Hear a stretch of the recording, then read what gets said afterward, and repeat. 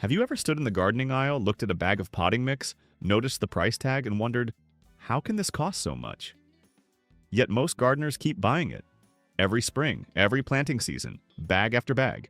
Then one day you realize you've spent a small fortune on something you could easily produce yourself, often with higher quality ingredients and at a much lower cost. Today we're going to show you how to stop relying on store-bought potting mixes forever. Not because commercial mixes are useless, they certainly have their place. But once you understand what they're actually made of and how simple it is to build an even better mix yourself, you'll never feel the need to buy another bag. By the end of this guide, you'll know exactly how to make a living, well-balanced potting mix, customized for everything from vegetables and herbs to flowers, houseplants, and even fruit trees growing in containers. And here's the exciting part. Your homemade mix can actually outperform many commercial products while costing far less. Let's start by clearing up one of gardening's biggest misconceptions. Despite the name, potting soil usually isn't soil at all. Real garden soil behaves very differently inside containers. Outdoors, nature constantly loosens the ground through worms, microbes, roots, rainfall, and natural soil structure. Inside a pot, however, regular soil quickly becomes compacted. Water drains poorly, oxygen disappears, and roots begin to struggle. That's why quality potting mixes feel so light and fluffy.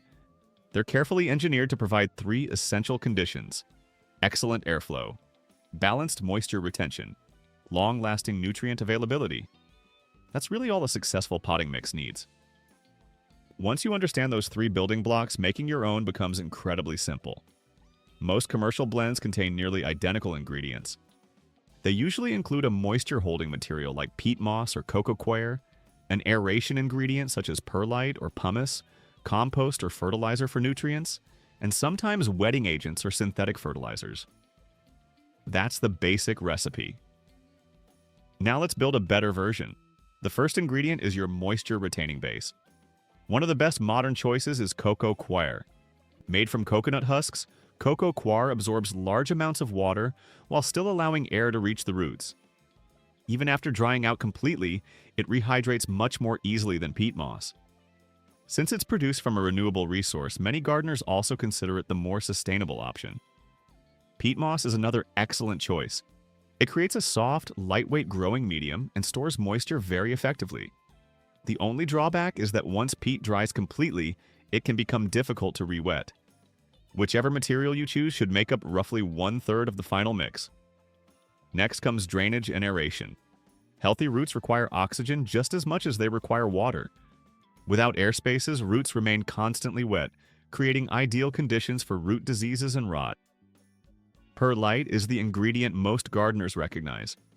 These lightweight white particles are expanded volcanic glass that dramatically improve drainage while reducing compaction.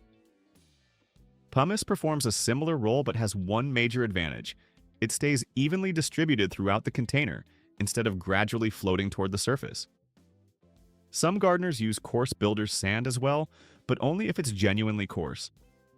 Fine sand fills air pockets, making soil denser instead of lighter. Aim for about 1/3 aeration material in your mix. Finally comes the ingredient that truly brings everything to life: compost. Compost does far more than simply feed plants. It introduces beneficial microorganisms, improves soil structure, increases moisture stability, and slowly releases nutrients over time. This is one area where homemade mixes frequently surpass commercial products. Many packaged potting mixes contain only small amounts of compost and depend heavily on synthetic fertilizers for nutrition. When you use rich, mature compost, the dark, earthy material that smells like a healthy forest floor, you create an active biological ecosystem inside every container. Compost should make up the remaining 1/3 of the mixture, so your basic homemade recipe becomes incredibly easy. 1 part Coco Coir or peat moss, 1 part perlite or pumice, 1 part finished compost. That's it. Simple, balanced, and reliable. But here's where homemade mixes become truly powerful. You can adjust them to perfectly match the plants you're growing. 1. Tomatoes and peppers. Tomatoes and peppers are among the hungriest crops you'll ever grow in containers. They build large root systems, produce vigorous stems and foliage, and eventually carry dozens of flowers and heavy fruits. To achieve that, their roots need two things constantly: Oxygen and nutrition. Begin with your standard 1/3, 1/3, 1/3 base mix. Then upgrade it. Mix a generous handful of worm castings into each container. Worm castings provide gentle, slow-release nitrogen, beneficial microbes, trace minerals, and natural compounds that stimulate root growth without risking fertilizer burn. Next, blend in approximately 1 tablespoon of bone meal. Bone meal supplies phosphorus, which plays a critical role in establishing strong roots and encouraging abundant flowering. After that, add a small amount of finely crushed eggshells or another organic calcium source. Calcium helps reduce the risk of blossom end rot, especially when combined with consistent watering practices. For additional nutrition throughout the growing season, incorporate aged manure or a balanced, slow-release organic fertilizer. This creates multiple layers of nutrient availability, some immediately accessible and others released gradually over time. Texture matters enormously. Tomatoes dislike wet, compacted soil. If your mix feels heavy or sticky, simply increase the amount of perlite or pumice to create more air pockets. Gardeners in hot climates should also choose larger containers, since they maintain moisture more consistently and reduce temperature swings around the roots. Continue feeding every 2 to 3 weeks using compost tea, fish emulsion, or another diluted organic fertilizer. Once fruit production begins, switch toward fertilizers containing higher levels of phosphorus and potassium to encourage better harvests instead of excessive leafy growth. When everything comes together, you'll notice healthier plants almost immediately. Dark green leaves, thick stems, continuous flowering, heavy crops of flavorful fruit. Instead of simply filling a container with dirt, you're creating the ideal environment for vigorous growth. 2. Leafy greens such as lettuce and spinach. Leaf crops have completely different priorities. Unlike tomatoes, they aren't trying to produce flowers or fruit. Their main objective is growing tender, nutritious leaves as quickly as possible. Because of that, their soil mix should be adjusted slightly. Start with the same basic ingredients, but reduce the amount of perlite a little. Greens still appreciate good drainage, but they perform best when moisture stays more consistent between waterings. Excessive drainage can dry shallow containers too quickly. Increase the compost portion instead. Leafy vegetables demand large amounts of nitrogen and compost supplies that nutrition while supporting an active microbial community that keeps nutrients cycling naturally. The finished mix should feel soft and airy but retain moisture slightly longer than a mix designed for tomatoes. If you squeeze a handful, it should lightly stick together before crumbling apart again. Since leafy greens are harvested frequently, they remove nutrients from the soil surprisingly quickly. Feeding every couple of weeks with compost tea or diluted fish emulsion helps maintain lush, productive growth. One mistake many gardeners make is allowing lettuce or spinach to dry out completely between waterings. That kind of stress often causes bitter leaves and triggers premature bolting. A compost-rich mix helps buffer moisture levels, keeping plants comfortable for longer periods.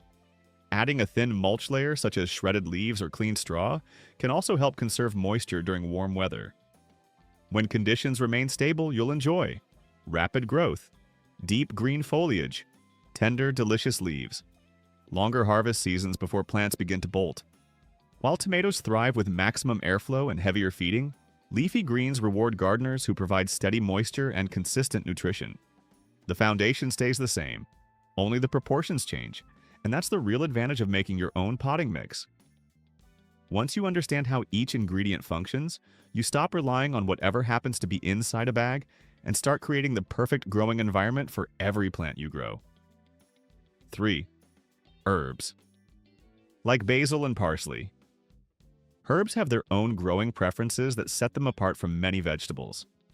Although basil, parsley, and similar plants often grow surprisingly fast, they don't require large amounts of fertilizer.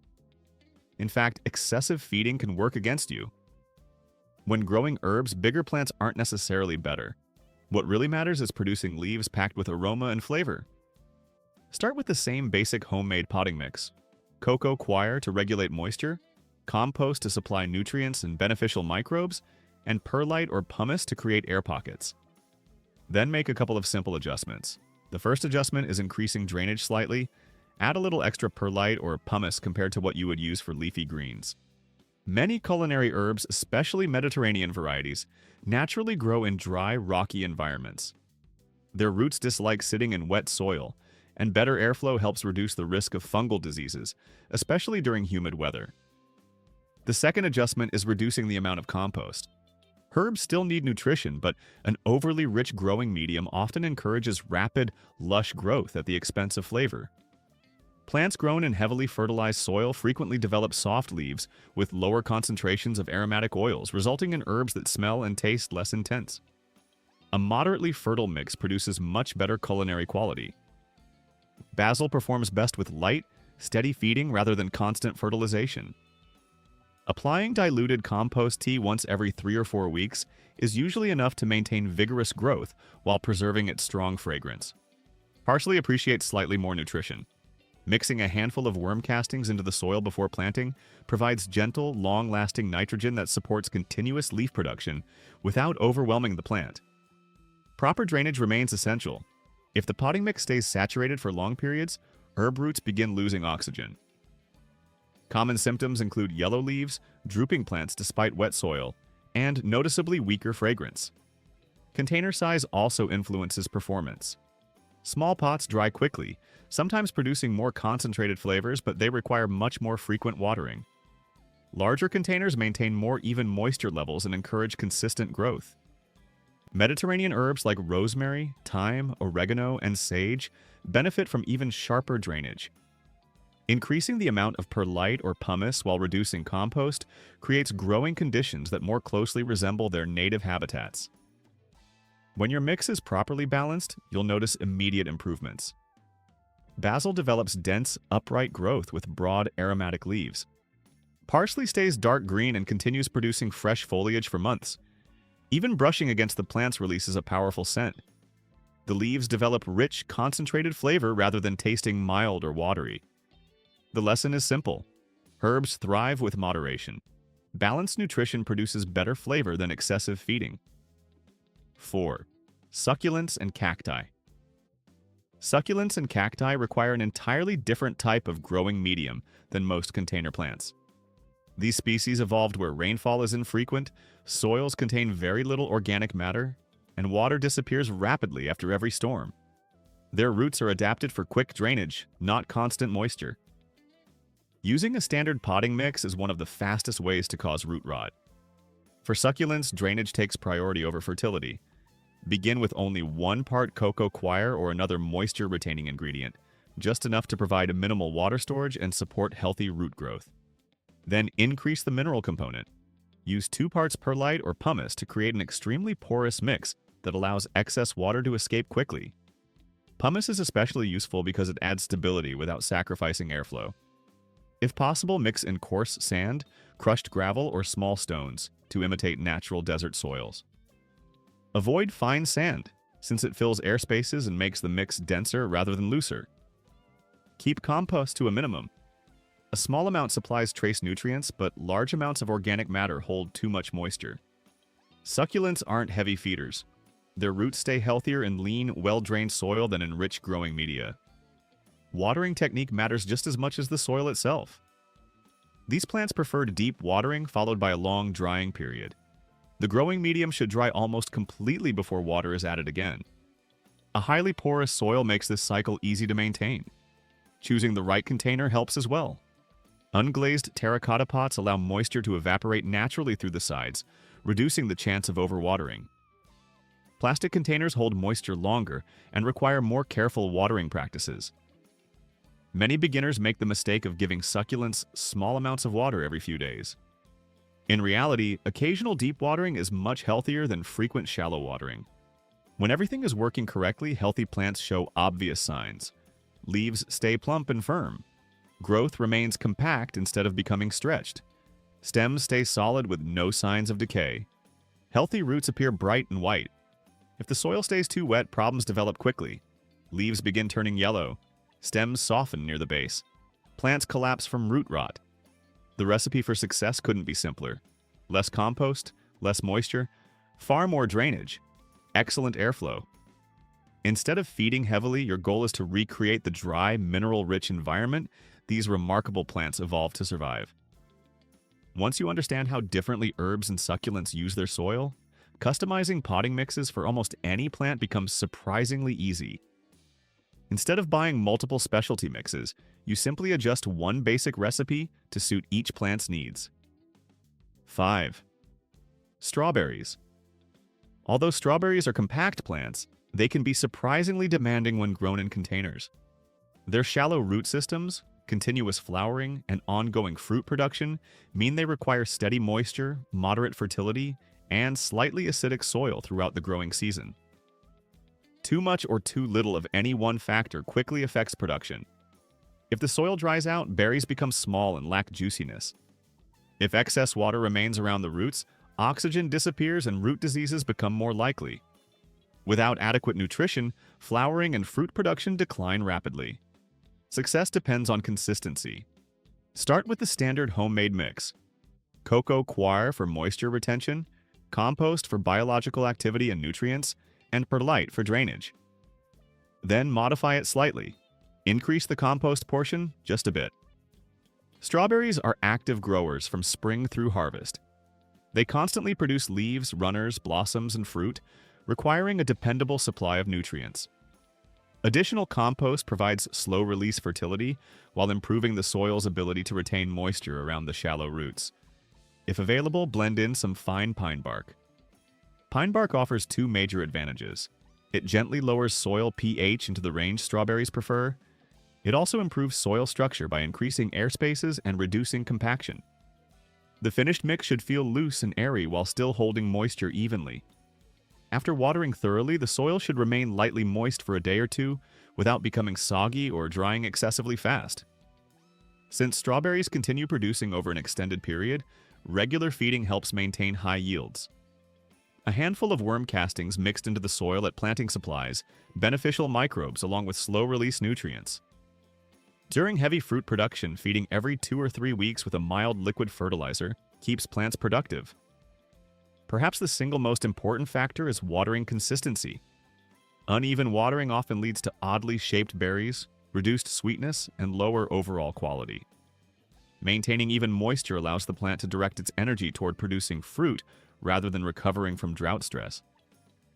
Adding mulch to the surface of the container makes an enormous difference. Straw, shredded leaves, or similar materials help cool the roots, reduce evaporation, prevent soil from splashing onto developing fruit, and keep moisture levels much more consistent. Gardeners in warm climates should also consider using slightly larger containers.